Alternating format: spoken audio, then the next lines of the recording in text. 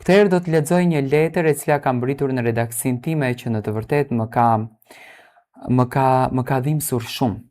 Nuk e besoja që do të lexoja një ngjarje të tillë, një ngjarje që do të më trondiste mua, por ashtu besoj edhe publikun shqiptar.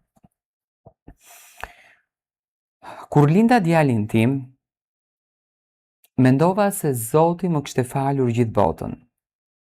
Ishte djali im i vetëm. E mbajta me duar dhe me aq shumë dashuri sa në të vërtetë haroja lodhjen. Haroja urinë, haroja edhe veten. Babai i tij ku shpejt nga kjo jetë dhe unë mbeta e vetme. Nën edhe baba për të.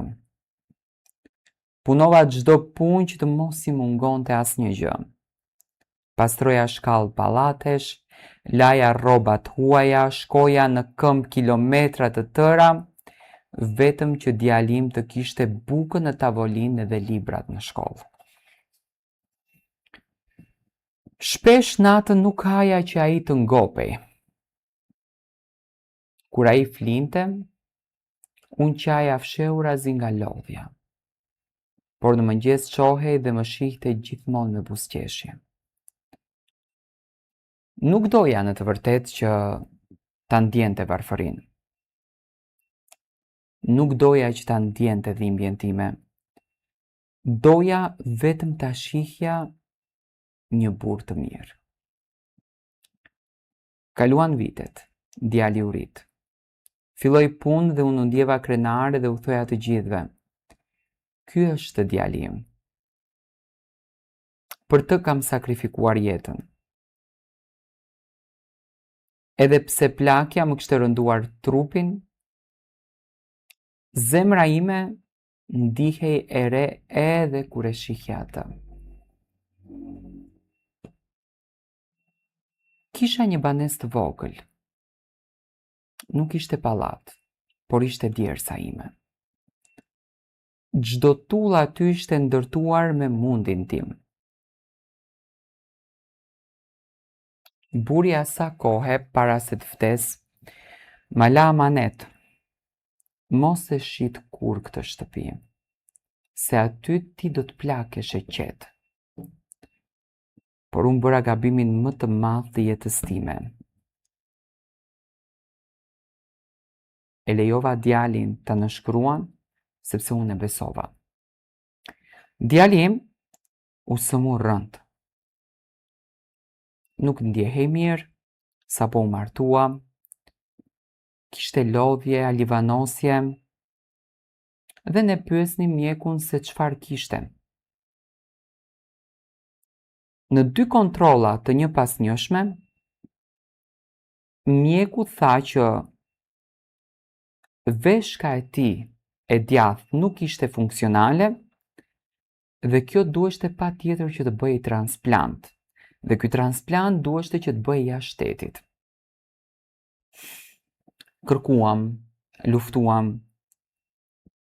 Nuk arritëm dot ta gjejmë dhe unë vendosa që të bëj një lëvizje, ndoshta të shpejtuar për dikë, por për mua lëvizja më e mençur. T'i jap timbirit veshkën time. Nuk e mendova 2 herë, bëra analizat, i dhash veshkën dhe shqyr Zotit rezultuam të dytë jemi mirë dhe brenda 1 viti e gjysëm erdhëm disi në vete. Kur djali u bë mirë, më kërkoi që shtëpinë time ta lërja në emrin e tij, se nesër do të bënim kredi, do të rregullonim jetën dhe unë do të rija si mbretëresh në këtë shtëpi. E besova, si mund të mos e besoja. Ishte gjaku im, ishte djali për të cilin unë në të vërtet kisha djegur jetën. Ditën që firmosa letra, duart më dridheshin. Mbaj mend noteri më pyeti disa herë: "Je sigurt për këtë hapin që bën?" Dhe unë me lot në sy thash po, se po ja lë djalit tim. Në fillim gjithçka dukej jashtëzakonisht mirë.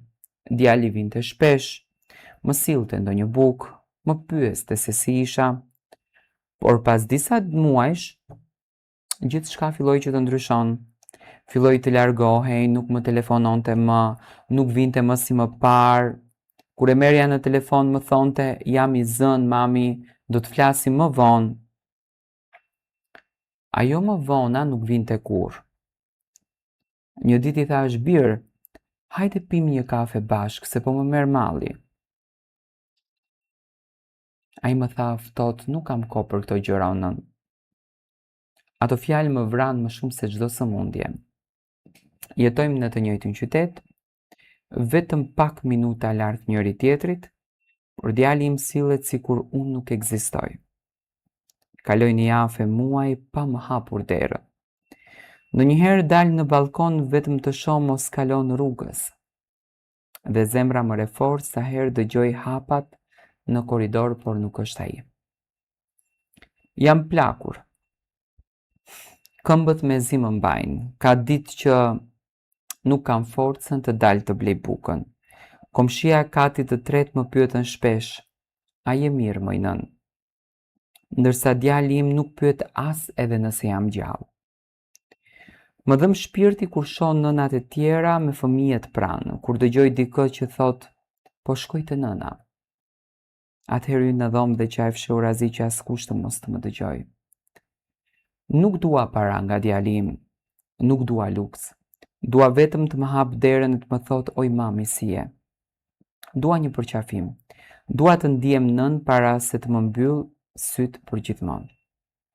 Ndonjëherë para fotografive të tij, kur ishte i vogël, i flas si të ishte ende fëmijë. I them ku humbe biri nënës. Çfarë të bëri jeta që harove nënën që të rriti.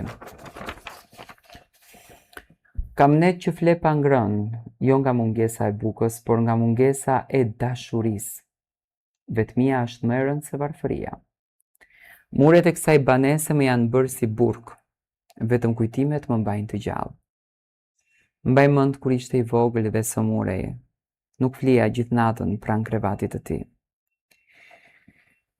I vendosja dorën në ballë dhe lutesha, o Zot, merr më mua, por ma lër djalin mirë. Sot unë jam e smur, dhe ai nuk e di as çfarë ilaçesh të pi. Ka raste kur telefoni nuk bie për ditë të tëra. E marr vetëm t'ja dëgjoj zërin e tij. Por ai mërzitet, më thot mami mos më telefonon. Mos më telefono kot, thot se jam në punë. Kot. Kështu që ka bërë nëna për djalin që e rriti me gjak edhe shpirt. Ka menduar shumë se ku gabova. Mos valle deshta tepër. Mos valli fala gjithçka dhe harova të ruaj pak edhe për veten. Sot nuk kam as forcën që të ankohem, vetëm hesht. Kur bie nata lutem vetëm për një gjë. Mos të vdes vetëm në këtë banese të më gjejnë komshinët pas disa ditësh. Kjo është frika ime më e madhe.